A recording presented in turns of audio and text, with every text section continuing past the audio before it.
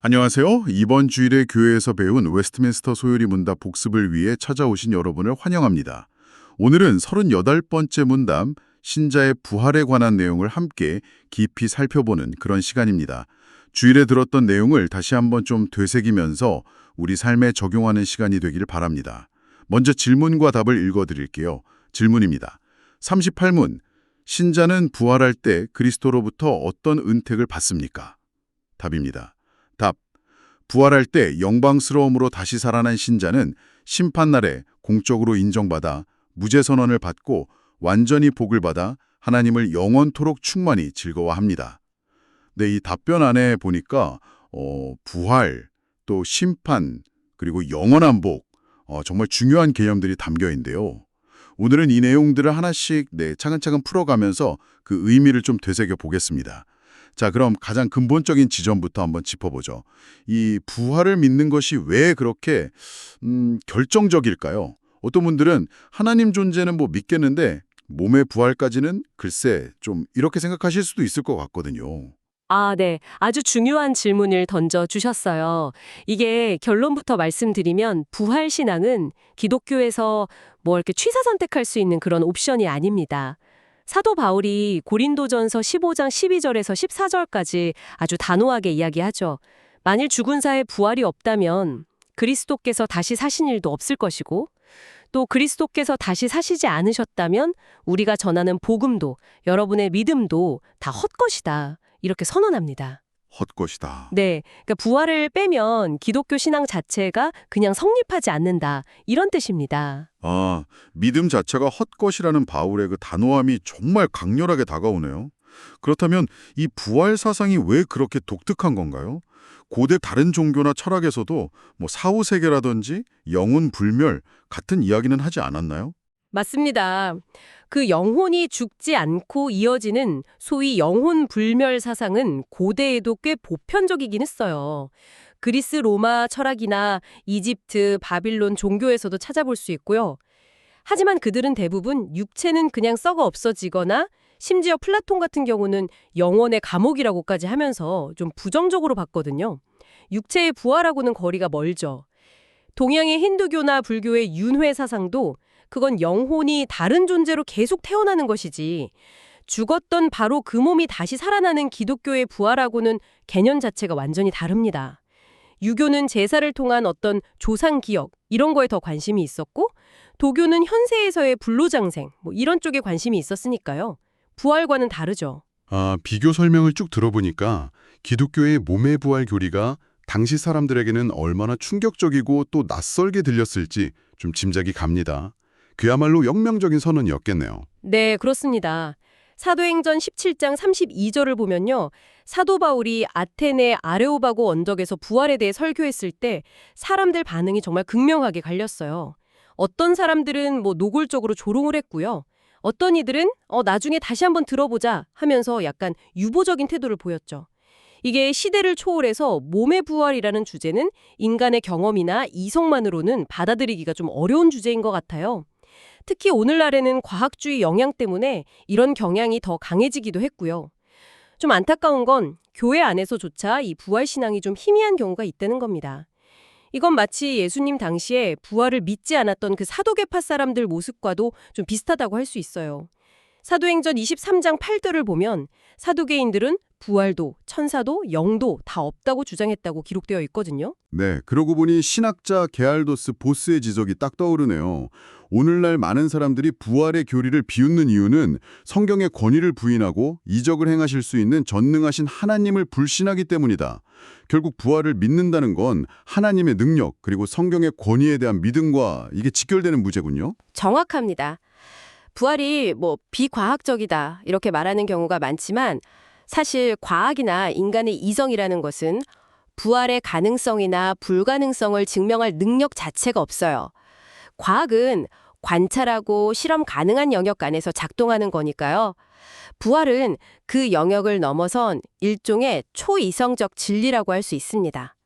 여기서 중요한 건 하나님께서 우리에게 부활을 과학적으로 증명해보라 이렇게 요구하시는 게 아니라는 점이죠. 오히려 당신의 말씀인 성경의 권위를 신뢰하고 그 말씀이 증언하는 부활을 믿음으로 받아들이라고 요청하신다는 겁니다. 겸손하게 말씀을 믿는 태도가 필요한 거죠. 네, 부활 신앙의 중요성과 그 독특성까지 확인했으니 이제 좀 더 구체적인 내용으로 들어가 보죠. 이 부활은 그럼 언제 또 어떤 모습으로 일어나는 건가요? 웨스트민스터 대우리 문답 87문답을 보면요.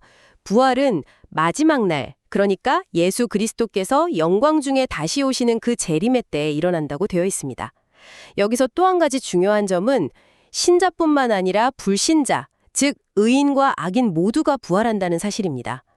종종 신자들만 부활한다고 생각하기 쉬운데 성경은 모든 사람의 부활을 가르칩니다.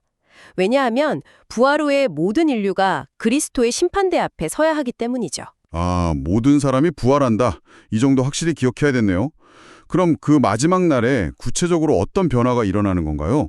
신자와 악인의 부활 모습이 같지는 않을 것 같은데요? 네, 맞습니다. 대우리 문답 87문답이 그걸 잘 설명해주고 있는데요. 그날 살아있는 사람들은 정말 순식간에 변화될 것이고 이미 죽었던 사람들은 그들의 영혼과 몸이 다시 결합해서 살아나게 됩니다. 특히 주목할 점은 신자의 몸인데요. 그리스도의 영광스러운 몸과 같이 변화된다는 겁니다. 강하고 신령하며 썩지 않는 몸, 그러니까 부활체로 다시 살아난다는 거죠. 고린도전서 15장 43절에서도 욕된 것으로 심고 영광스러운 것으로 다시 살아나며 약한 것으로 심고 강한 것으로 다시 살아난다고 말씀하잖아요. 게알더스 보스는 이 몸을 가리켜서 하나님의 성전과 성령의 전이 되기에 완전히 알맞은 몸이라고 표현하기도 했습니다. 와, 이 땅에서의 연약하고 병들고 또 죄에 물든 몸과는 정말 비교할 수 없는 완전하고 영광스러운 몸으로 변화된다는 거군요. 아, 정말 소망이 넘치는 약속입니다. 그럼 반대로 악인들의 부활은 어떤가요? 그들도 뭐 영광스러운 몸으로 부활하는 건 아닐 텐데요. 네, 대우리 문답 87문답은 악인의 몸은 그리스도에게서 수역을 당하기 위해 다시 일으켜진다고 명확히 밝히고 있습니다. 즉, 그들의 부활은 하나님의 공의로운 심판과 그에 따른 영원한 형벌을 온전히 받기 위한 것이라는 거죠. 영광이 아니라 영원한 수치를 위한 부활인 셈입니다. 의인은 영광의 몸으로, 악인은 수역의 몸으로 이렇게 부활해서 극명한 대조를 이루게 되는 겁니다. 설명을 듣고 나니까 만약 오늘 주님이 오신다면 나는 과연 어떤 몸으로 부활하게 될까 하는 질문을 스스로에게 던지게 되네요. 그리고 더 나아가서 나는 왜 그렇게 생각하는가 여기까지 생각해 보게 됩니다. 우리 각자가 좀 진지하게 성찰해 볼 지점인 것 같습니다. 자, 부활 이후에는 심판이 기다리고 있다고 하셨습니다. 아까 읽은 소유리 문답 덧변에도 심판날에 공적으로 인정받아 무죄 선언을 받는다는 내용이 있었죠. 이 심판에 대해서 좀 더 자세히 알고 싶습니다. 습니다. 대요리 문답 89문답은 부활 직후에 모든 사람이 그리스도 앞에서는 최후 심판이 있을 것을 분명히 합니다. 여기서도 아까 부활처럼 오해가 있을 수 있어요. 마치 악인들만 심판받고 신자들은 그냥 통과하는 거 아니냐 이렇게 생각할 수 있지만 그렇지 않습니다. 성경은 신자와 불신자 모두 예외 없이 하나님의 공의로운 심판대 앞에 서게 될 것이라고 가르칩니다. 요한복음 5장 22절은 아버지께서 심판을 아들에게 다 맡기셨다고 말씀하죠. 모든 사람이 심판대 앞에 서지만 그 결과는 완전히 다르다는 말씀이시군요. 먼저 악인들은 어떤 판결을 받게 되나요? 대요리 문답 89문답에 따르면요. 악인들은 그리스도의 왼편에 서게 된다고 합니다. 그리고 명백한 증거들과 또 자기 양심의 고발 앞에서 결국 유죄 판결을 받게 되죠. 그 결과는 하나님의 임재와 거룩한 교제로부터 영원히 쫓겨나서 마귀와 그의 사자들과 함께 예비된 지옥불 속에서 몸과 영혼이 영원토록 말할 수 없는 고통을 당하는 것입니다. 요한계시록 20장 14절은 이것을 가리켜 둘째 사망, 즉 하나님과의 완전하고 영원한 분리라고 부릅니다. 생각만 해도 정말 두렵고 비참한 결과입니다. 하나님과의 영원한 단절이라니. 그렇다면 반대로 의인들, 그러니까 신자들은 심판대 앞에서 어떻게 되는 건가요? 이미 그리스도의 보혈로 죄사함을 받았기 때문에 심판대 앞에서 공적으로 인정을 받고 무죄 선언을 받습니다. 더 나아가서는 타락한 천사들과 악인들을 그리스도와 함께 심판하는 그런 영광스러운 자리에 참여하게 되고요. 하늘나라로 영접됩니다.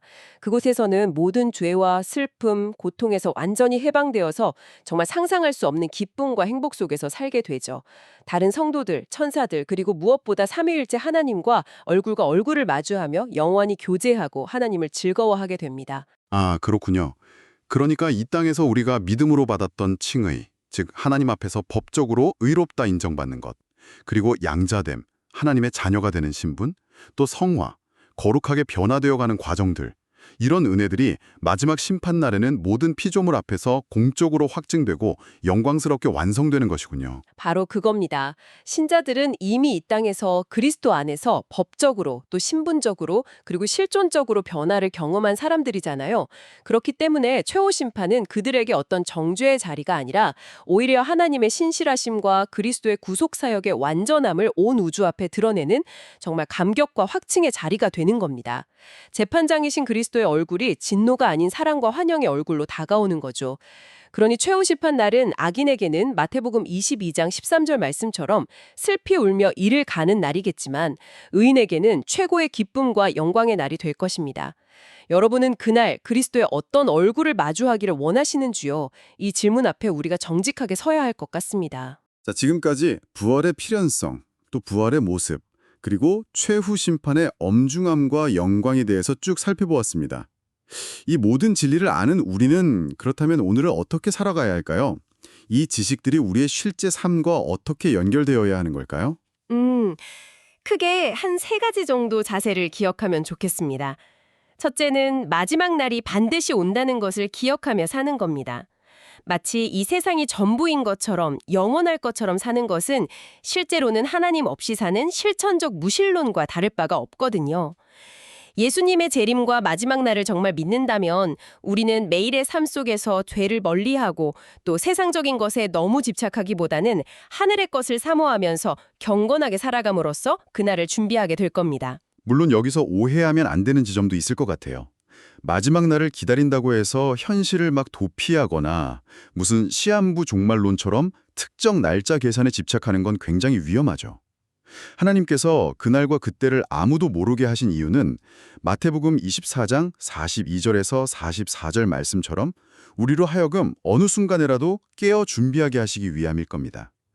여기서 깨어있음이라는 건 그냥 막연히 기다리는 수동적인 자세가 아니라 오늘 주어진 시간과 기회를 거룩하고 신실하게 사용하는 그런 능동적인 준비를 의미하겠죠? 네, 정확합니다.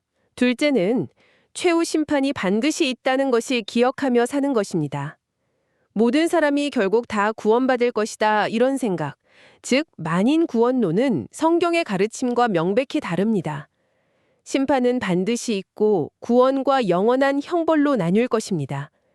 그런데 이 심판은 단순히 무서운 형벌의 날만이 아니라 로마서 2장 5절에서 6절 말씀처럼 하나님의 공의와 선하심 그리고 그분의 영광이 온전히 드러나는 날이기도 합니다. 모든 악은 남김없이 드러나서 벌을 받고 모든 의인은 밝게 드러나서 상급을 받게 될 것이기 때문이죠. 그렇게 신자에게 최후 심판은 두려움의 대상이라기보다는 오히려 이 땅에서 경험하는 어떤 불이나 억울함이 완전히 해결돼 정의의 실현의 날, 즉 위로와 소망의 날이 되는 겁니다. 하나님의 공의가 완전히 실현되는 날이라고 생각하니까 심판에 대한 관점이 좀 달라지네요. 이 심판의 확실성을 믿는다면 내 자신의 영혼 구원 문제뿐만 아니라 아직 이 복음을 알지 못하는 우리 이웃이나 가족들을 향한 그런 안타까움과 사랑의 마음으로 기도하고 또 복음을 전하지 않을 수 없겠군요. 이게 어떤 의무감이라기보다는 진정한 사랑의 동기에서 말이죠. 네, 그렇습니다. 마지막 3번째는요. 바로 이 모든 약속에 근거한 소망을 가지고 사는 것입니다. 우리 모두는 이 땅에서 크고 작은 고난과 슬픔을 겪으면서 살아갑니다. 질병일 수도 있고 관계의 어려움, 경제적인 문제, 영적인 침체 등등 다양하죠. 그러나 사도 바울은 로마서 8장 18절에서 이렇게 선포합니다. 생각하건대 현재의 고난은 장차 우리에게 나타날 영광과 비교할 수 없도다. 이 소망은 그냥 잘 되겠지 하는 막연한 긍정주의가 아니라 결코 변하지 않는 하나님의 약속에 뿌리내린 아주 확고한 기대입니다. 이 소망이 있기 때문에 우리가 현재의 고난 앞에서 좌절하지 않고 오히려 인내하면서 연단받을 수 있는 거군요. 로마서 5장 3절에서 5장 말씀이 바로 그것을 증언하는 것 같아요. 우리가 환난 중에도 즐거워하나니 이는 환난은 인내를, 인내는 연단을, 연단은 소망을 이루는 줄 알미로다. 소망이 우리를 부끄럽게 하지 아니함은 우리에게 주신 성령으로 말미암아 하나님의 사랑이 우리 마음에 부은 바 됨이니라. 소망은 고난을 이기는 힘이면서 동시에 우리를 더 성숙시키는 동력이 된다는 말씀이네요. 맞습니다. 부활한 신자들이 누리게 될 그 영원한 복락은 요한계시록 21장 1절 이하에서 묘사되는 것처럼 더 이상 죄도 없고 슬픔도 눈물도 죽음도 없는 새하늘과 새 땅에서의 완전한 안식과 기쁨입니다. 하나님을 직접 대면하면서 그분과의 온전한 사랑의 교제를 누리는 것, 그것이 우리의 궁극적인 소망이죠. 이 땅에서 우리가 경험하는 그 어떤 기쁨과도 비교할 수 없는 그런 충만함일 겁니다. 그리고 이 영광스러운 미래에 대한 확실한 믿음이 바로 오늘 여기서 우리가 겪는 여러 어려움 속에서도 거듭하고 의미 있게 살아가도록 우리를 이끌어주는 힘이 되는 것이죠. 네, 마지막 날과 부활 그리고 심판은 단순히 먼 미래의 사건이 아니라 이미 그리스도의 부활과 함께 시작되었고 또 우리의 현재 삶에 강력한 영향을 미치는 실제라는 것을 다시 한번 깨닫게 됩니다. 이미 시작된 하나님 나라의 시민으로서 그 나라의 완성을 소망하며 오늘을 살아가는 것, 이것이 우리의 과제겠네요. 여러분께 마지막으로 이 질문을 다시 드리고 싶습니다. 나는 마지막 날과 최후 심판, 그리고 장차 누릴 영광을 진정으로 묵상하며 그 소망 가운데 오늘 나의 삶을 거룩하게 가꾸어 가고 있는가? 오늘은 웨스트민스터 소요리 문답 38번째 문답을 통해서 신자의 부활과 그 이후에 받게 될 은택들, 그러니까 영광스러운 부활체, 심판에서의 무죄 선언, 그리고 하나님과의 영원한 복락에 대해서 깊이 있게 살펴보았습니다. 부활 신앙은 기독교의 핵심이고 최후 심판은 모두에게 임하지만 그 결과는 영원히 갈리며 이 모든 진리는 우리에게 현재의 고난을 이길 소망과 거룩한 삶을 살 동기를 부여한다는 점을 꼭 기억하시면 좋겠습니다. 마지막으로요, 이 주제와 관련해서 청교도 신학자 토머스 왓슨이 남긴 위로의 말을 좀 나누면서 마무리하고 싶습니다. 그는 이렇게 말했습니다. 세상에서 부당한 대우를 받았던 사람들, 즉 법정에서 자기들의 재산을 부당하게 빼앗기거나 불의한 재판에 의해 자기들의 삶이 침해를 받았던 사람들은 커다란 위로를 받을 것이다. 그리스도는 진상을 다시 판단하시고 의로운 재판을 행하실 것이다. 혹시 이 세상에서 겪는 억울함과 불의함 속에서 힘들어하고 계시다면 모든 것을 바로잡으실 그리스도의 마지막 심판이 궁극적인 정의의 실현이자 참된 위로가 된다는 이 약속을 붙드시길 바랍니다. 잠시 시간을 내셔서 이 약속에 오늘 나의 상황에 어떤 의미로 다가오는지 묵상해 보시면 어떨까요? 결과 또 묵상거리를 나눠주셔서 감사합니다. 오늘 저희와 함께 주일에 배운 소요리 문답 내용을 복습하면서 이 귀한 진리를 탐구해 주신 여러분께도 감사드립니다. 이 말씀이 여러분의 남은 한 주를 살아가는데 힘과 위로가 되기를 바랍니다. 평안한 한 주 보내십시오.